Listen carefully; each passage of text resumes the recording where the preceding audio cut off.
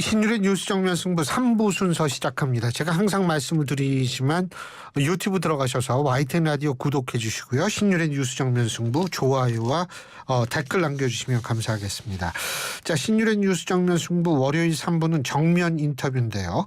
자, 지난 주말 여러분 뉴스에서 다 보셨겠습니다만 더불어민주당 이낙연 전 대표가 귀국했습니다. 그러면서 귀국하면서 얘기한 얘기 못다한 책임을 다하겠다 이렇게 언급했는데요. 이낙연 전 대표의 행보에 관심이 모아지고 있습니다. 더불어민주당 전재수 의원 연결해서 지금 당내 상황 좀 자세히 들어보겠습니다. 전 의원님 안녕하십니까? 네, 전재수입니다. 안녕하십니까? 예. 네.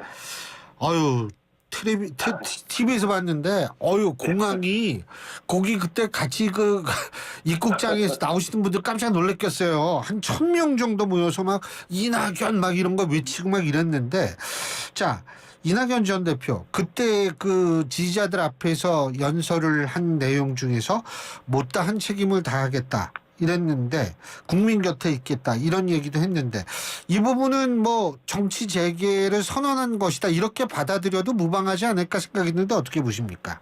그렇습니다. 대개의 경우에 대통령 선거에 나가서 실패하거나 또는 당내 경선에서 실패하신 분들이 잠시 이제 어디 다녀오시거나 어디 좀 직거를 하시다가 또 적당한 타이밍을 봐서 이제 다시 정치 복귀를 하지 않습니까? 예. 그런 통상적인 지금 절차를 거쳐서 이번에 정치에 복귀를 한 것으로 저희들이 이제 판단을 해야 되겠죠. 예.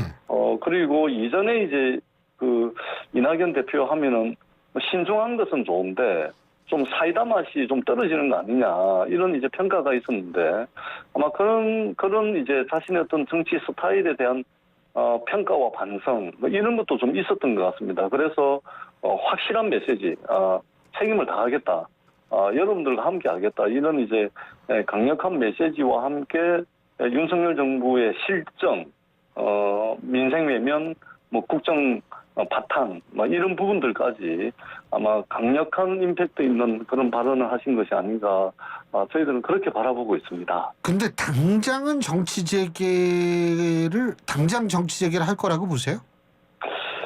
저는 들어오신 이상 언론도 가만 냅두지 않을 테고 예.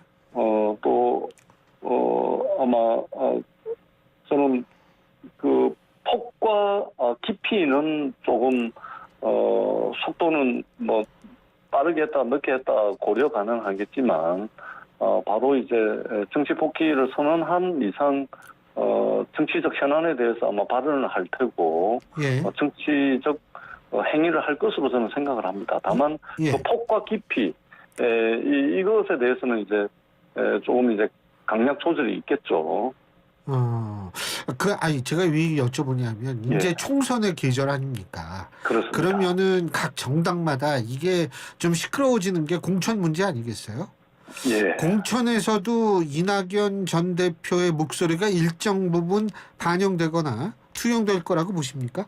저는 이낙연 대표께서 친명 또는 비명 또는 친이낙연 또는 반이낙연 또는 이전에 친문, 반문 이렇게 이제 지명으로 나눌 수가 있는데 예. 통상적으로. 예. 근데 그 어느 한쪽을 선택하는 순간 또 다른 실패를 할 가능성이 많습니다. 또 다른 그러니까 실패를 이제 하면 또 다른 총선에서 실패. 예, 어느 한 진영에 설 경우에는.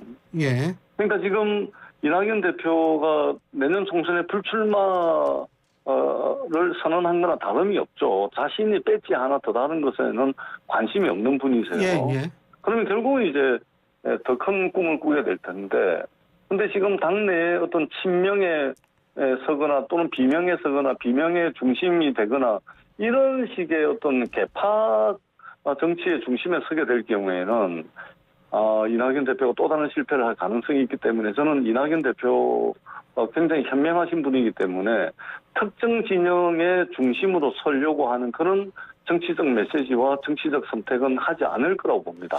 조금 늦더라도 예. 조금 더디 가더라도 당내 전반적인 폭넓은 지지를 얻어낼 수 있는 정치적 행위와 정치적 메시지를 낼 것이지 특정 진영의 어떤 구심점으로서 역할을 하지 않을 거라고 생각을 합니다. 그런데요, 제가 조금 그 이해 폭이 좁아서 그런지 모르겠습니다만, 예를 들면은 지금 친명들이, 가정입니다, 이건 어디까지나. 친명계 정치인들이 대거 공천을 받고, 당선이 된다라고 가정을 했을 때는 그 정당은 친명 위주로 돌아갈 수밖에 없는 거 아니냐. 그런 상황에서 이낙연 전 대표의 입지는 굉장히 축소될 수밖에 없지 않느냐. 이런 해석도 가능하지 않습니까? 분석도? 예, 우리 교수님 그 해석도 충분히 가능하고요. 예. 다만 이제 그 말씀이 전적으로 맞으려면 민주당의 공천이 사천 또는 당 대표의 입김에 전적으로 공천 결과가 입김에 의해서 좌지우지되는 그런 공천 시스템이 존재해야 가능한 이야기입니다. 예. 그런데 21대 민주당의 공천 한번 보십시오. 현역 국회의원이라 하더라도 경쟁자가 있으면 여론조사를 해가지고 20% 이상 차이가 나지 않는 경쟁자가 있다면 제 아무리 말하자면 잘 나가는 국회의원이라 하더라도 전부 경선을 했습니다. 예. 그러니까 이게 특정 계파가 전적으로 공천에 영향을 미칠 수 있는 그런 구조가 지금 아닙니다. 그렇다 그래서 지금 현재 이제 당내 구성원들을 대다수가 합의하고 수용하고 또 예측하고 있는 공천 룰이 이미 다 나와 있거든요. 예. 그렇기 때문에 거기에 손을 대가지고 특정 계파에 속한 후보들이 공천을 많이 받게 하고 그리고 그들이 배지를 많이 달아가지고 다음 대선 경선에까지 영향을 미친다? 이것은 너무 조금 이게 과연 민주당은 다른 정당은 모르겠지만 현재 민주당에서는 불가능한 그림입니다. 근데 예. 지금 대의원제 폐지 얘기가 나오고 있잖아요. 예, 예. 그 당원 중심의 정당을 만들겠다. 대의원제 폐지 얘기가 나오고 있는데 대의원제 폐지와 지금 말씀하신 공천 룰과의 관계는 없다라고 보십니까? 상관이 없습니다. 예, 대의원제 폐지하고 상관이 없는 게 지금 현재 이제 국회의원 후보자, 공직 후보자를 선출하기 위한 민주당의 당헌 당규는 뭐냐면은 국민 여론조사 50%, 그다음에 당원 여론조사 50% 해가지고 다 예. 도시 밖에 있거든요. 예. 그 안에서 특별 규칙, 특별 세칙, 시행 세칙을 둬가지고 아주 미세한 부분들 조정이 가능한데 큰 틀에서는 이미 21대 총선 공천 시스템 이후에 이게 말하자면 시스템으로 딱 정립이 되어 있거든요. 예. 그렇기 때문에 사실상 이걸 흔드는 것 자체는 아예 불가능한 상태입니다. 네, 그러니까 혁신위도 손을 못 댄다 이 말씀이시죠? 혁신위가 손 못 댄다. 이거 손 댔다가는 이거는 그리고 21대 총선에서 민주당이 승리했지 않습니까? 예. 바로 시스템 공천을 통해서 승리한 것이거든요. 이것은 개파를 막론하고 불문하고 모두가 공유하고 있는 것이고 또 이러한 예측 가능성이 민주당에서 공식 후보자로 출마를 준비하시는 분들에게 모든 분들에게 공유되고 있는 것이고 이미 예측 가능성으로서 제시가 돼 있는 것이기 때문에 예. 이 부분을 건드릴 수 이거는 부처님 하느님이 와도 불가능합니다. 예. 그러면은 역으로 따져서 이재명 대표가 지금 한 올해 말이나 11월 정도에 비대위한테 맡기고 본인은 당대표직에서 손을 띄고 이런 얘기들 그리고 그렇게 된 이유가 어느 정도 공천 룰을 시스템적으로 어쨌든 공천에 관해서 영향력을 전혀 안 미칠 수 있다라고 보시는 겁니까? 그러니까? 저는 그거 손대는 순간 그거는 당내에 이거는 개파를 불문하고 공유하고 있는 것입니다. 그렇기 때문에 이건 사실상 불가능합니다. 예. 언론 보도, 신경민 전 의원이 그 얘기를 한 것 같더라고요. 이재명 대표하고 이낙연 전 대표가 어제 통화를 했다. 이런 얘기를 한 것 같은데. 근데 구체적인 얘기는 없었다. 안부 전화 정도였다. 이렇게 얘기를 하는데, 이재명 대표가 어제 그 백지장도 맞들어야 어려운 시국이어서 모두가 힘을 합쳐야 한다. 이렇게 얘기를 했는데, 한 가지 제가 궁금한 게, 이낙연 전 대표가 백지장 정도의 무게감은 아니지 않나. 이런 분석도 있더라고요. 예, 아마 이낙연 대표를 백지장으로 표현한 것 같지는 않고, 예. 우리가 대한민국 사람들이 통상적으로 힘들고 어려울 때 백지장이라도 맞들어야 된다 이런 표현을 관용구처럼 많이 쓰지 않습니까? 예. 저는 그렇게 해석을 하고 이재명 대표도 아마 그렇게 그런 이제 뉘앙스로 말씀하신 것이고 이낙연 대표도 그렇게 받아들인 것으로 저는 이해를 하고 있습니다. 알겠습니다. 예. 자, 그리고 국민의힘 쪽에서는 이낙연 전 대표가 이재명 대표의 대체제가 될 수 없다. 이낙연 전 대표는 문재인 정권에 대한 반성문부터 쓰라. 어떻게 보십니까? 그동안 국민의힘이 이재명 대표 때리더니 이제는 이낙연 대표까지 때리시나 본데 예. 제가 집권 여당의 대변인이라면 이렇게 말씀 안 했을 것 같습니다. 이렇게 야박하게 말씀을 안 했을 것 같고 오히려 잘 돌아오셨다. 잘 하시라.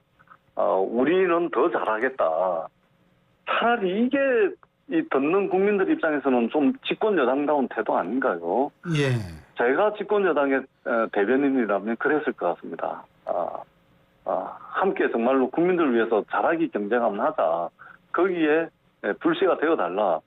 이렇게 저는 했을 것 같아요. 이것이 집권 여당이 가지고 집권 여당은 뭐니 해도 국정 운영의 최종 책임자이자 말하자면 이게 이 울타리가 넓은 그런 이제 풍문을 보여야 됩니다. 그런데 이제 들어온 날 이렇게까지 야박하게 반성문부터 써라.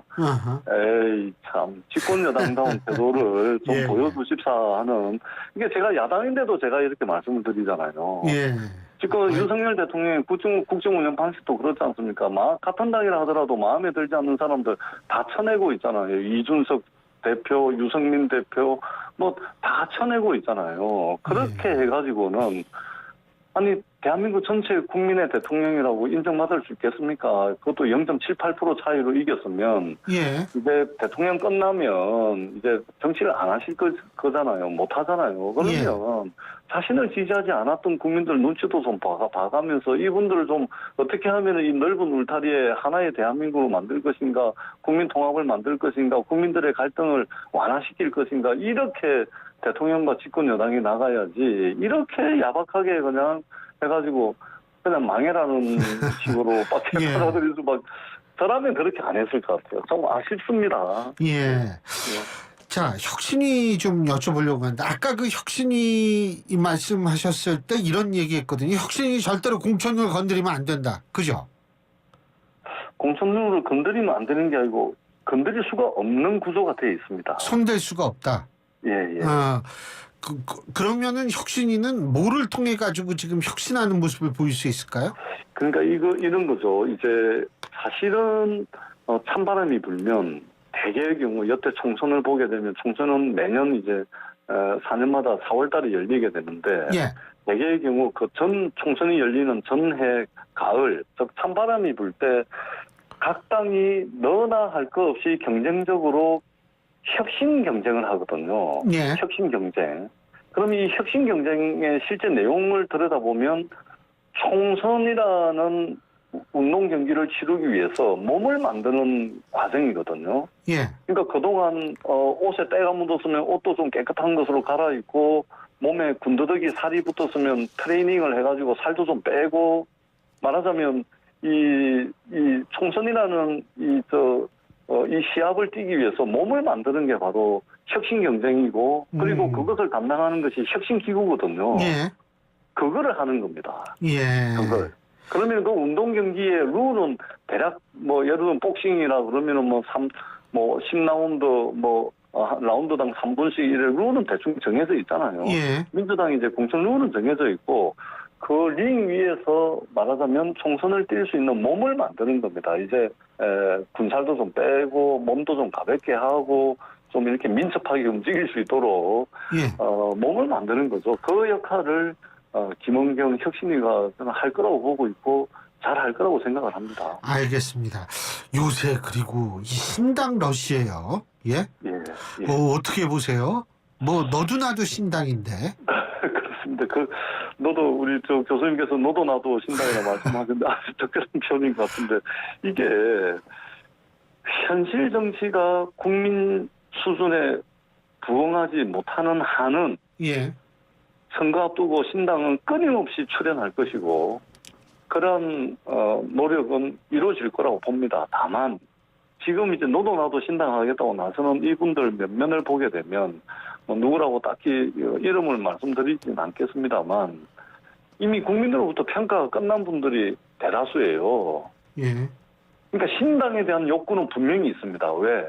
현실 정치가 국민 눈높이에 부응하지 못하기 때문에.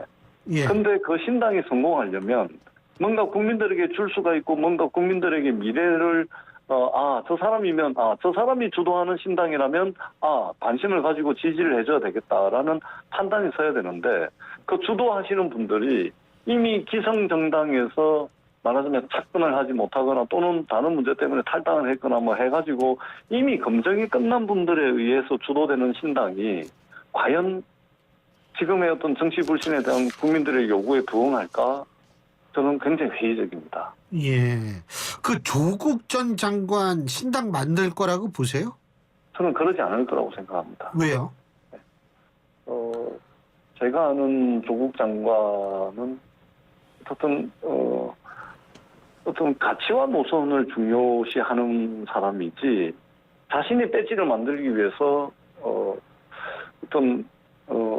민주당의 어떤 가치와 노선과 경쟁을 하려고 신당을 만든다거나 그러지는 않을 것 같습니다. 근데 박지원 전 국정원장은 이 호남 지역에서 신당 만들어서 광주에 출마할 것이다. 이런 얘기를 했는데요. 박지원 전 국정원장님 제가 존경하고 새겨들어야 될 말씀을 많이 하시는데 요즘은 틀리는 경우가 더 많은 것 같아요. 예. 왜 이렇게 생각하세요? 아니 요즘 하시는 말씀 제가 쭉 체킹을 하는데 예. 조금 안 맞는 경우가 좀 많은 것 같습니다. 조국 전 장관이 만일 출마를 한다라고 가정을 한다면 그 민주당에 미치는 영향은 어떨 거라고 보십니까? 플러스가 되지는 않을 겁니다. 일단은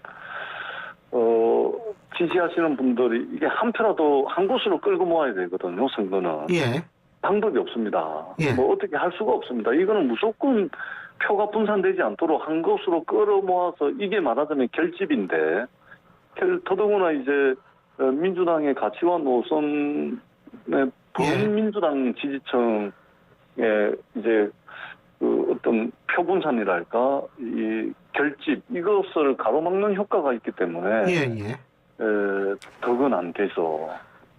그렇기 예. 때문에 조국 전 장관께서 아마 그런 선택을 하실 리는 없다고 보고 뭘 예. 하시더라도 민주당하고 뭐 어떻게 하시려고 하시겠지 뭐 신당을 만든다거나 그거는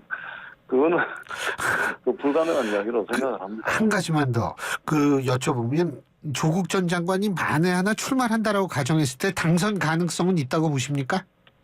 저는 상당히 있다고 봅니다. 예. 예. 알겠습니다. 예. 오늘 말씀 여기까지 듣겠습니다. 고맙습니다. 네, 고맙습니다. 예.